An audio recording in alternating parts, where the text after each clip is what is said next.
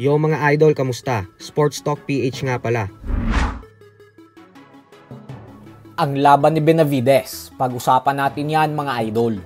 Ngunit bago ang lahat ay huwag kakalimutang mag-subscribe at i-click ang notification bell button for more sports talk. So muli nga pong ipinamalas ng current undefeated WBC Light Heavyweight Champion David Benavides ang bagsik ng kanyang kamao matapos niyang wasakin at bugbugin ang British knockout artist na si Anthony Yarde sa buong laban. Wala po itong naging panama kay Benavides gawa ng pinaliguan lang ito ng suntok ng kampyon.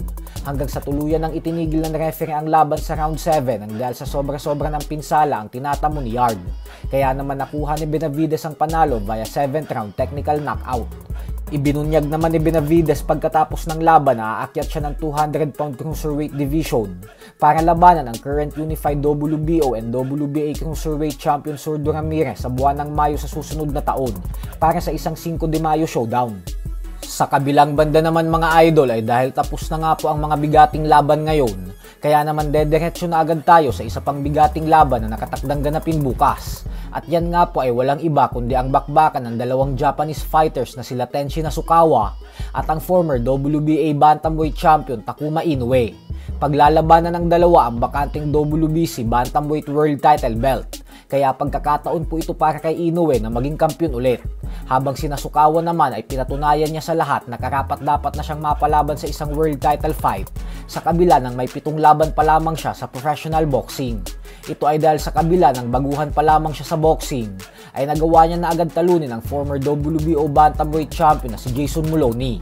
Hindi natin maikakaila na bagamat nakilala si Nasukawa nang dahil sa pinaiyak ito ni Floyd Mayweather Jr.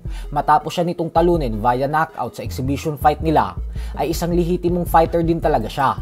Habang si Takuma Inoue naman ay nanggagaling sa isang masaklap na pagkatalo sa kamay ng sunod na makakalaban ni Nonito Donaire Jr. na si Seiya Tsutsumi. Ganun pa man ay plano pa din po ni Takuma sumunod sa yapak ng kanyang kapatid na si Naoya Inoue na maging isang undisputed bantamweight champion. Kaya naman kung magtagumpay si Donaire kontra kay Tsutsumi sa susunod na buwan at manalo din si Takuma bukas, ay malaki po ang posibilidad na mag-cross ang landas ni Donaire at Takuma sa susunod na taon para sa isang bigating unification fight.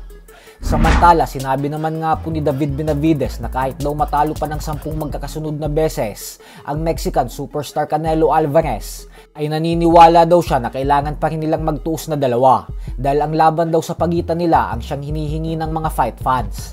Paliwanag ni Benavides na gusto niya pa din daw talaga na maglaban sila ni Canelo, pero dahil umano natalo ito sa kamay ni Terence Crawford, kaya naman wala daw itong karapatan ngayon na magdikta pa sa mga kondisyones kung sakaling magtuos sila, lalo pat wala na daw itong pinanghahawakan na titulo ngayon. So hanggang dito na lang po muna tayo mga idol.